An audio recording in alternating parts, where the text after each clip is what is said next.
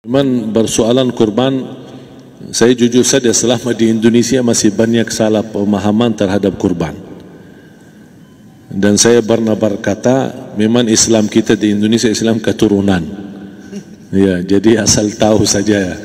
Ya, tapi dari segi belajaran, mohon maaf ya kita terlalu jauh terhadap pemahaman. Yang saya maksud, kita melaksanakan sesuatu tapi kita sudah belajar, sudah tahu, bukan hanya asal saya dengar, saya lihat, saya bukan sebatas itu, tapi kita punya dasarnya.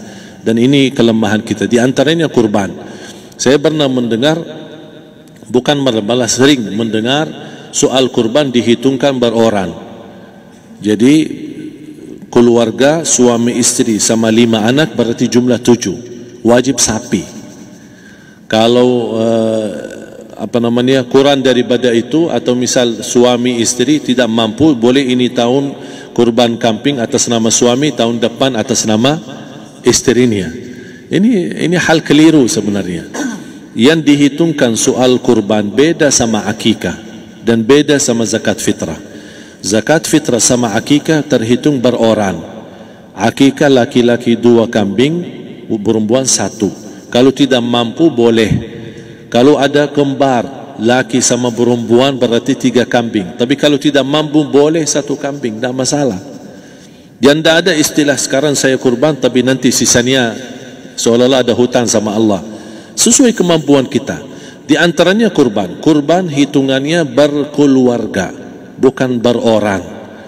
Buktinya Rasulullah SAW dan juga cerita Nabi Ibrahim. Ketika Nabi Ibrahim mau sembelih Nabi Ismail, Allah turunkan apa? Mengganti sembelihan Nabi Ismail dengan ekor kambing dari surga. Berapa ekor kambing? 1. Padahal Nabi Ibrahim punya istri 2 dan anak. Ada istri Siti Hajar dan Sarah. Kemudian anaknya Ismail dan Ishak. Berarti semuanya berapa? 5. Kenapa Allah tidak turunkan 5 ekor kambing? Karena hitungannya memang 1 keluarga.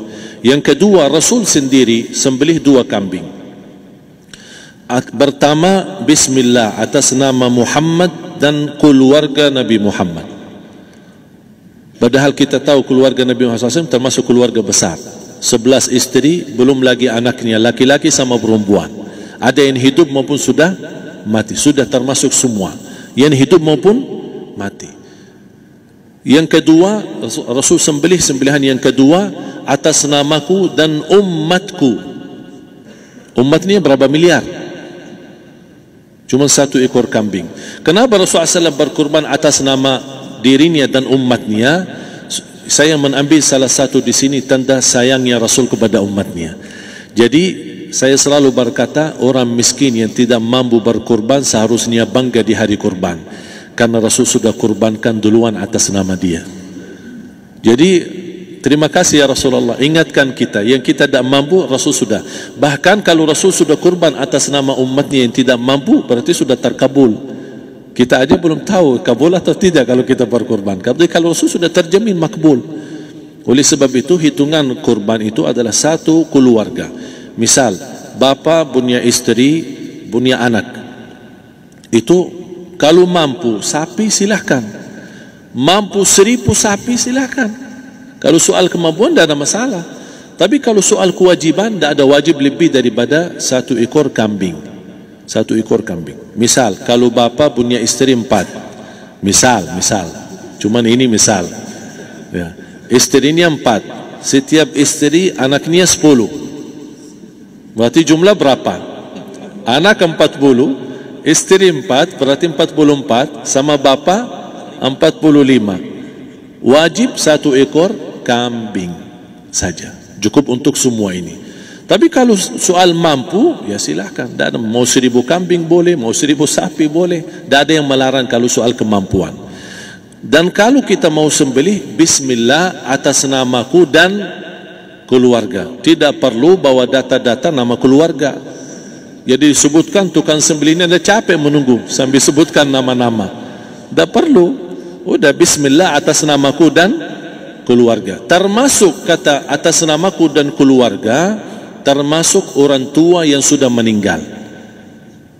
Termasuk orang tua yang sudah, karena kita adalah hasil daripada orang tua. Itu sudah termasuk, tidak perlu kita sebutkan. Ada sebagian ulama membolehkan kalau kita mampu, mau khusus kambing atas nama orang tua, tidak masalah kalau kita mampu. Tapi kalau kita tidak mampu, itu sudah termasuk orang tua kita bersama keluarga besar kita. Ini salah satu kenikmatan, dan ini termasuk juga sedekah yang berguna bagi orang yang sudah meninggal di keluarga kita. Wallahu ta'ala alam. Dan juga masalah panitia, bisa kita mewakili kalau kita tidak mengerti sembelihannya dan tidak mengerti cara bagiannya. Tapi ada satu sunnah yang termasuk kehilangan sunnah ini, adalah banyak yang tidak mau makan dari hasil kurban, padahal itu sunnah Rasul. Dari akikah boleh makan, dari kurban pun boleh makan. Bahkan sunnah SAW dibagi 3. Sepertiga pertama dihadiahkan. Maksudnya kata dihadiahkan kepada orang kaya. Misal tetangga saya tapi orang kaya, dia bukan miskin, tapi boleh saling hadiah. Karena inti daripada hadiah silaturrahim. Ada keluarga kita termasuk mampu, tapi saya kasih, ini alhamdulillah saya sembelih sapi. Barangkali dia tidak mampu, cuma sembelih kambing. Udah, kita dapat daging kambing, dia dapat daging sapi. Tapi dengan niat hadiah, bukan sedekah, karena dia bukan orang miskin yang menerima sedekah. Yang sepertiga yang kedua adalah sedekah. Sedekah itu termasuk orang miskin.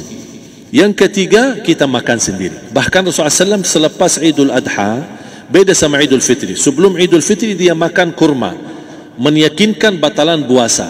Tapi kalau Idul Adha tidak makan dan minum sebelum salat, kenapa? Bukan berarti tidak boleh. Tapi Rasulullah SAW ingin pertama pembukaannya, buka sarapannya atau makan di pagi harinya selepas Idul Adha adalah dari hasil sembelihan kambing itu atau dari kurban. Jadi kita sebagian sedikit. Tapi kalau kita merasa alhamdulillah rezeki saya banyak di rumah, alhamdulillah banyak ada makanan, mau sedekahin semuanya, semua mau sedekahin, tidak masalah.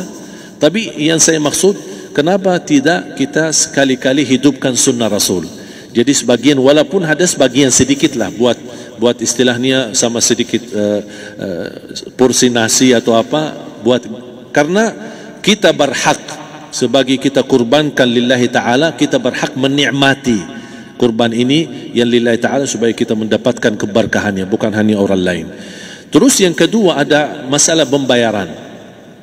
Kalau kita wakili panitia, boleh kita pesan sama panitia, tolong sedikit dari kurban saya minta buat saya makan. Itu tidak masalah, kita boleh minta. Dan boleh kita wakili, tapi kita tolong ingatkan, tidak boleh pembayaran hasil sembelihan itu dari kulitnya. Ini menjadi salah satu persoalan di Indonesia. Banyak tukang sembelih datang, ketika kita tawarkan untuk sembelih ini, berapa Pak? Oh, tidak apa-apa, kasih aja kulitnya sama kepalanya. Jangan Anda setuju, jangan Anda terima. Oh maaf, saya tidak bisa. Bapak berapa ongkos sembelihannya? Kita harus sepakat dulu. Tidak, saya ikhlas, tidak apa-apa, seikhlasnya. Tapi yang penting kepalanya sama kulitnya. Itu aja yang saya minta, yang lain tidak apa-apa. Tidak boleh. Tidak boleh. Kenapa? Karena ini kurban. Kata kurban berarti lillahi ta'ala, bukan untuk jual beli. Kalau kita sudah bayar dari bagian kurban, berarti bukan lillahi ta'ala. Harus kita jaga amalan itu. Tapi bagaimana cara jalan keluarnya? Kita harus sepakat, ijab kabul. Sepakat dulu, Pak, saya udah begini, saya kasih untuk sembelihan 50.000. Bapak setuju? Ya udah setuju. Selesai kan? Sudah sembelih, sudah potong, sudah semua. Lepas ini semua, kita kasih ongkos 50.000 ongkos sembelihannya. Habis itu, Pak, kulitnya sama kepala hadiah buat Bapak. Itu tidak apa-apa, tidak masalah. Tapi bukan untuk bayar sembelihan. Faham maksud saya? Harus dibedakan supaya jangan sampai amalan kita kurban habis biaya, habis ini malah tidak diterima karena sudah kita bayar sebagian daripada kurban. Saya silahkan bayar apa yang kita sepakati, mau hadiahkan kepada dia karena kita tidak bisa guna. Buat apa yang kita mau gunain kulitnya? Tidak bisa. Tapi mereka, buat mereka lebih berguna, oleh karena itu kita bisa hadiahkan untuk mereka. Bahkan kita bisa juga kasih daging untuk mereka bisa menikmati sebagai sedekah. Wallahu taala alam.